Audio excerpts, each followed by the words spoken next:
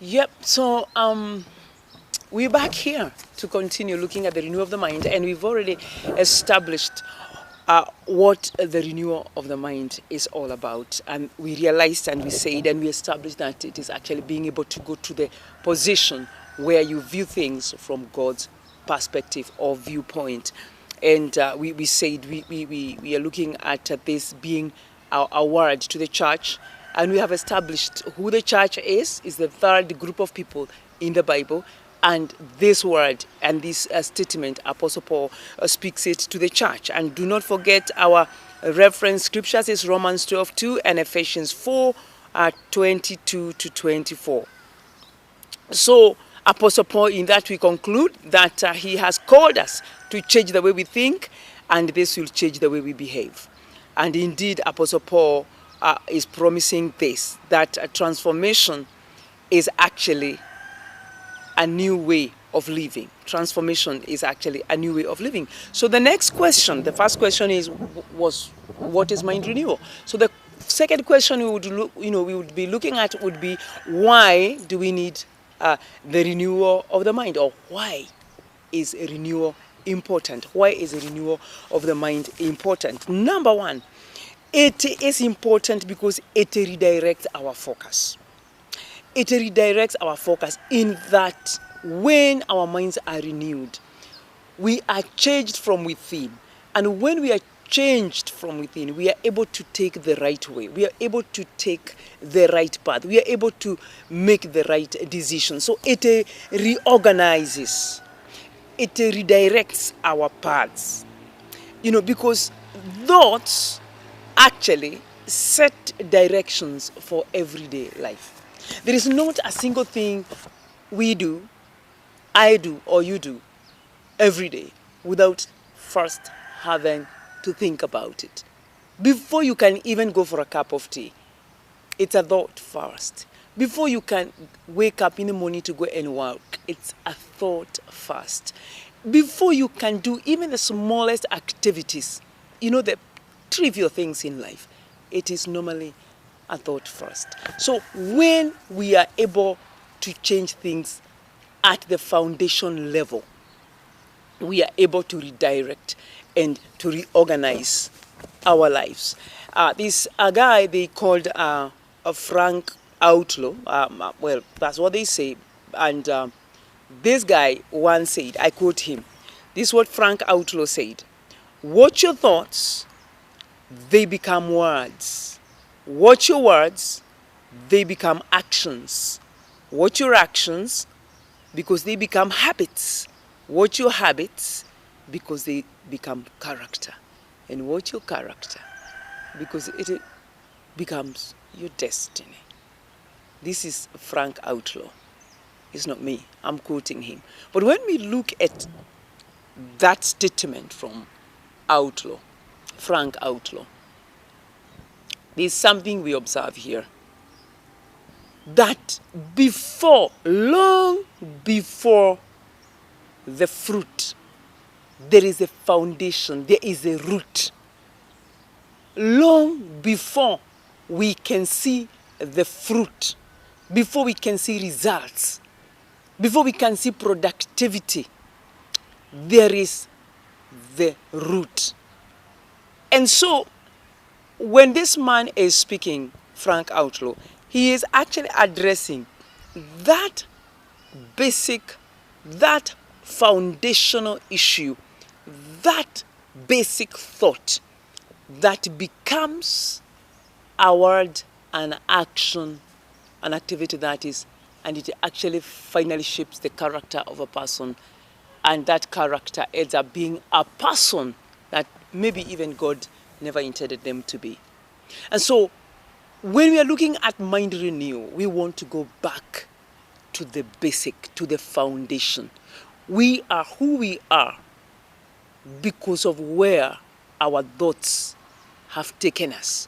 We are as a result of our thought life. And when we are looking at this, I would like us to paraphrase a story in the book of Numbers. I would want to read it briefly so that we go together. the book of Numbers. I'll read both Joshua and Numbers. So let me start with Joshua. And this would be Joshua 14. I'll read verse 6, 7, and 8. Then the children of Judah came unto Joshua in Gilgal, and Caleb the son of Jephunneh the Kenizzite said unto him, Thou knowest the thing that the Lord said unto Moses the man of God concerning me and thee in Kadesh Barnea. 40 years old was I when Moses the servant of the Lord sent me from Kadesh Barnea to espy out the land, and I brought him word again as it was in mine heart. Nevertheless, my brethren that went up with me made the heart of the people melt. But I wholly followed the Lord my God. And Moses swore on that day, saying, Surely the land whereon thy feet have trodden shall be thine inheritance, and thy children forever, because thou hast wholly followed the Lord. When I go to the book of Numbers, quickly, I'll look at chapter 14 as well. Chapter 14. Please bear with me for a minute. Yes, verse. Okay. Verse 24. This is what Numbers 14:24 says. But my servant Caleb, because he had another spirit with him, and has followed me fully, him will I bring into the land wherein he went, and his seed shall possess it. Now, we are looking at a story in the book of Numbers, chapter 14, where Moses is instructed by God, and he also instructs the 12 leaders, and they go, I'm not going to read the whole story, they go to the land of promise, and they have an assignment to go find out how the nation is. Just go find out what kind of people stay there. Do they have fortified cities? What is actually the content?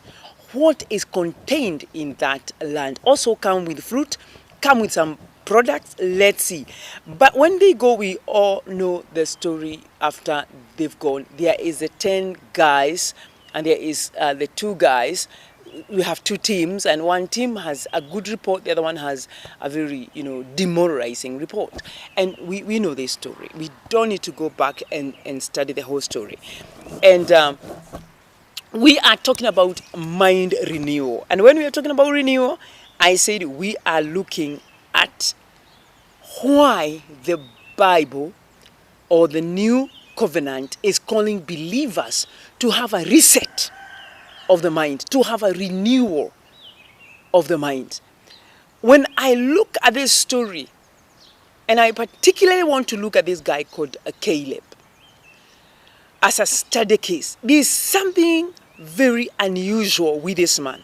Now look, the Bible just said, I was 40 years old. Generally, a very young guy, 40 years old, is when God spoke. 40 years old. That is how old I was when God spoke. But listen, right now I am 85 years old. This is now Caleb talking to Joshua, who happened to be a witness of what Moses had spoken, of what God had promised Joshua. And when Caleb is talking to Joshua, he even tells Joshua, you were there, you heard it. And we are talking of a faith, a belief, a conviction carried over 4 decades. Now this is the amazing part of this story or narrative of this guy. He's an old man now. How on earth do you believe in something?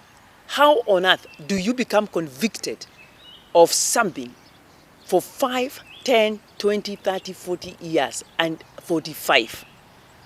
45 years. I mean, like, you were a young man, now you are a great-grandfather.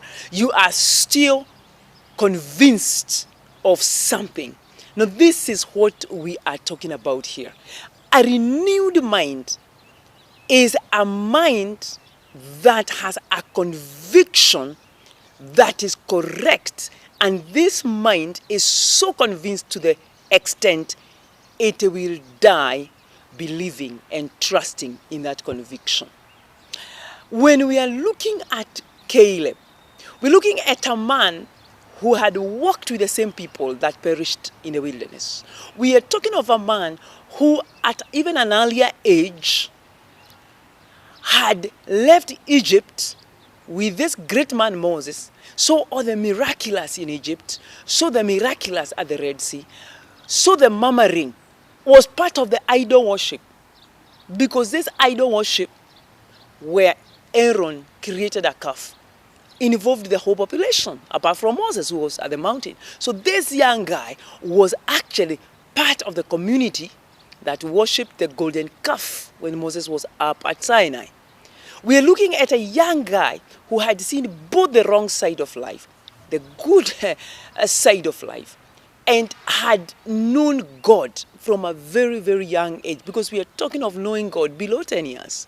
When you think he was 40 years, then you know that he had spent 40 years in the wilderness or around that. Then he must have been a very, very young boy. But then he saw the unfolding of the power of God. He saw the miraculous. He saw the rebellion. And he was everywhere. He knows the whole story. And this young man, we do not see two people preaching to him so that he could have the level of conviction he carried. But just because the leader, Moses, had spoken, and he knew God had spoken, he did not allow anything else, any other voice after that could not take this guy from that conviction. And this is what the renewal of the mind is. So as we approach the next session, and we'll be looking at the kind of convictions we should have as new covenant believers, then we are looking at how we allow this word of God to so deeply be rooted in us, so that it doesn't matter who speaks after that. It doesn't matter what is said after that. It doesn't matter that earth turns outside, upside down. But we will carry this conviction to the end. And so in my next session, I'm looking forward to going through with you to our inheritance, because we have an inheritance. In the Old Testament, God is speaking through the mediator of that covenant, who is Moses. The guy who goes to Sinai comes down with the commandments and judges the people of Israel for all that period of time. 40 years he judged them as a prophet, as a mediator. And now we will be looking in the new covenant. Jesus went up to the mountain of Calvary. You can call it Zion if you want. He goes there, cuts a covenant with the same God, but this time his Father. And because of this covenant, you and I as believers, we received an inheritance. And so as we look at the renewing of the mind, we want to see exactly who we are, what we have in him, and how we can receive that. This guy, Caleb, trusted in the word of Moses. And 45 years later, he could confront Joshua and say, he said, and you heard it, give it to me. Jesus has spoken to us.